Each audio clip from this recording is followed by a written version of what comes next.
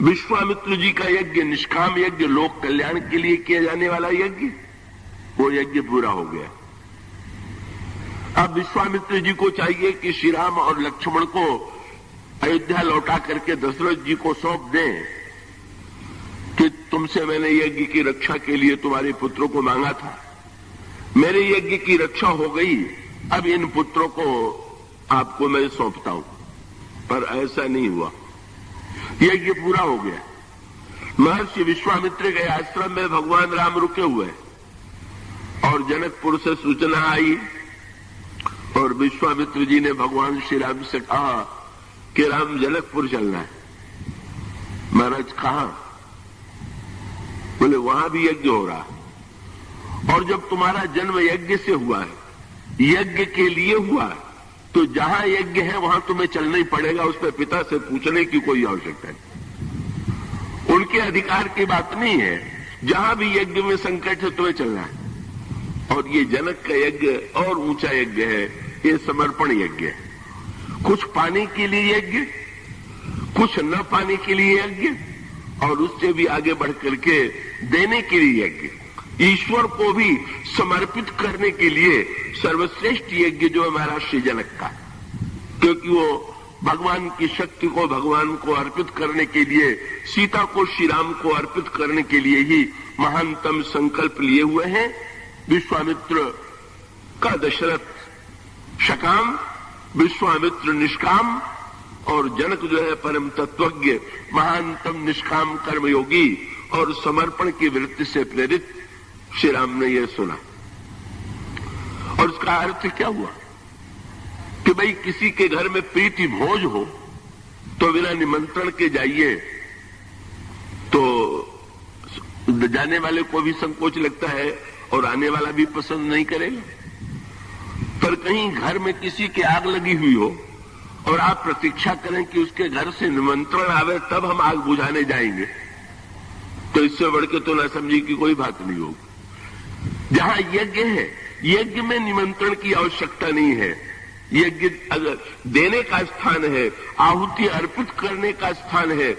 भगवान श्री राघवेंद्र से विश्वामित्र जी ने कहा धनुष यज्ञ सुनी रघुकुल न था, हरसी चले मुनिवर के साथ। प्रभु बड़े प्रसन्न हुए, वाह, यज्ञ से जन्म हुआ, एक यज्ञ पूरा हो गया, दूसरे यज्ञ में चलना है, और चल पड़े।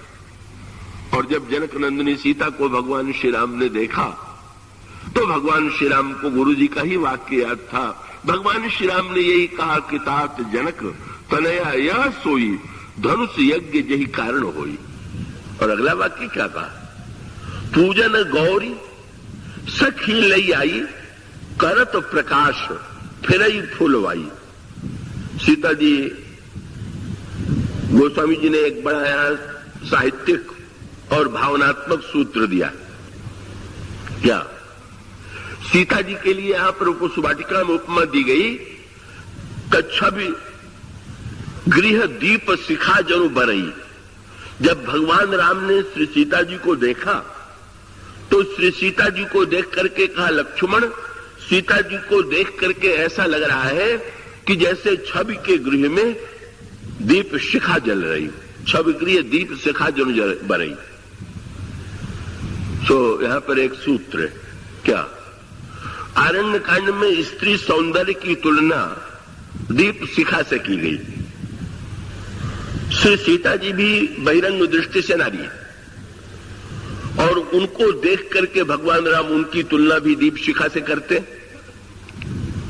पर आरण्य कांड में जब दीप शिखा कहा गया है तो निंदात्मक अर्थ में कहा गया, और बाल कांड में जब दीप शिखा कहा गया है तो प्रशंसात्मक अर्थ में कहा गया। दोनों में क्या अंतर है? वहां पर बहुत बढ़िया बात। कई लोग गोस्वामी जी को नारियों का बड़ा निंदक मानते, और ऐसी पंक्तियां उनको मिल जाती हैं कि जिनके द्वारा ऐसा वे कहने की चेष्टा करते हैं कि वो तो गोस्वामी जी नारी के इतने निंदक, तो उसमें वो दोहा भी एक जुड़ जाता है, और बहुत सी पंक्तियां तो ही हैं। पर आरण्य कांड के अंत में कहा गया, दीप शिखा सम युवती तन। अरे मन, स्त्रियों का सौंदर्य तो दीप शिखा है, और गोस्वामी जी ने जो सूत्र दिया वो बड़े महत्व का है। दीप शिखा प्रशंसनीय है कि निंदनीय?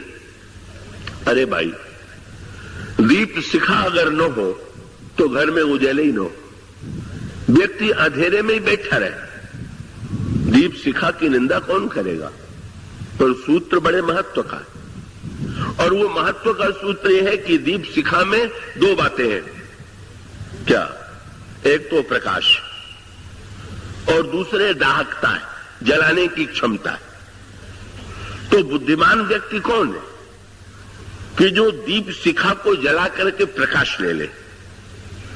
और पतंगे की मूर्खता क्या है कि वो दीपक से प्रकाश न लेकर के स्वयं उसको उसमें चढ़ उसके ऊपर जाकर के अपने को जला लेता है। इसीलिए रावण ने जब ये कहा कि मैंने कैलाश को उठा लिया और अपना सिर मैंने का शंकर जी के सामने अग्नि में डाल दिया, अंगद हंसने लगे। मेरे इतने बड़े महान कार्य को तू सुन के हंस रहा है? तो अंगद ने कहा कि मैं समझ गया, तुम्हारी तुलना दो ही से की जा सकती है। किससे? उन्होंने कहा भाई, जरा ही पतंग विमोह बस। अरे मूर्ख, अग्नि में सिर जलाना चाहिए कि अज्ञान जलाना चाहिए? सिर जलाने की जरा अगर तूने अभिमान जला दिया होता तो जलाने की सार्थकता थी। जलाया सिर तो न जाने कितने पतंगे रोज दीपक और अग्नि में अपने को जला रहे हैं, तो क्या वो बड़े महान है? तो तेरी वृत्ति तो पतंगे के समान मूर्खता की है। और अगला वाक्य तो और भी उन्होंने व्यंग्यात्मक कहा, क्या? जरा ही पतंग विमोह बस, भार बहाई खर वृंद। गधे बहुत बोझा उठाते। शंकर जी को कैलाश पर उठाने, सिर पर उठाने की जगह अगर सचमुच उनको अपने सिर में विश्वास के रूप में धारण कर लिया होता, गधा चंदन की लकड़ी लेकर के आने वाला व्यक्ति ठीक है कि एक गधे के ऊपर 10 मन चंदन की लकड़ी लाद दी गई तो क्या बड़ी प्रशंसा हो गई कि वाह कितना महान गधा है, इतना चंदन लिए हुए। अरे वो तो चंदन ढो रहा है, चंदन तो छोटा सा लेकर के जो माथे पर लेप कर रहा है वो चंदन का सदुपयोग कर रहा है। अंगद ने यही कहा कि तुम्हारा दुर्भाग्य है, तुमने कैलाश को उठाया, शंकर जी को सिर पर बैठाया, लेकिन गधे की तरह तुमने बोझ बना के उठाया। तुमने शंकर जी को अपने मस्तिष्क में धारण नहीं किया। तुमने अग्नि जलाई, उसमें सिर चढ़ाया, पर अपना अभिमान नहीं चढ़ाया। कभी कभी शास्त्रों में बड़ी बढ़िया बात कही गई। एक प्रश्न किया गया कि शंकर जी तो रुद्र के अवतार हैं, और रावण ने जब शंकर जी की ऐसी पूजा किया कि 10 सिर काट के चढ़ा दिया, तो क्या पूजा करने का फल यही था कि हनुमान जी बेचारे की दुर्दशा करें? उनको तो कम से कम नहीं करना चाहिए था। तो बड़ा विलक्षण उत्तर दिया गया। ये कहा गया कि रुद्र है 11 और रावण ने 10 सिर काट करके 10 रुद्र की तो पूजा की, पर 11वें रुद्र नाराज हो गए क्योंकि उनकी पूजा नहीं की गई, और वही 11वें रुद्र हनुमान है। पर ये इसके अंतरंग अर्थ का तात्पर्य क्या कि रुद्र अगर 11 हैं तो 10 के साथ साथ 11वां भी कुछ दीजिए तब पूजा पूरी होगी।